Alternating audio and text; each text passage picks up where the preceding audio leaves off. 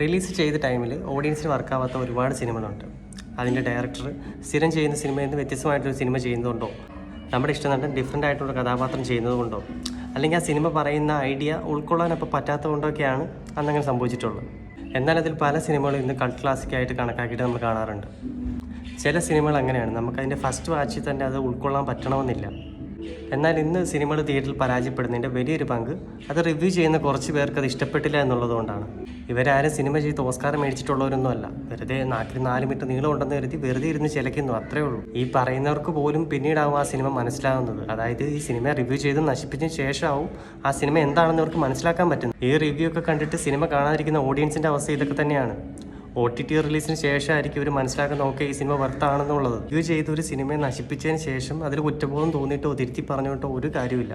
ഇവരാരും അങ്ങനെ കുറ്റബോധം ഉള്ളവരാണെന്ന് തോന്നില്ല. ഒരു സിനിമയെ റിവ്യൂ ചെയ്ത് നശിപ്പിച്ചതിന് ശേഷം ഒരു നാണമില്ലാണ്ട് തിരുത്തി പറയുന്നത് ആ സിനിമയ്ക്ക് വേണ്ടി കഷ്ടപ്പെട്ടവരെ ഇൻസൾട്ട് ചെയ്യുന്നതിന് തുല്യമാണ്. അതെന്തെങ്കിലുമൊക്കെ മനസ്സിലാക്കാൻ പറ്റുമെങ്കിൽ മനസ്സിലാക്കുക.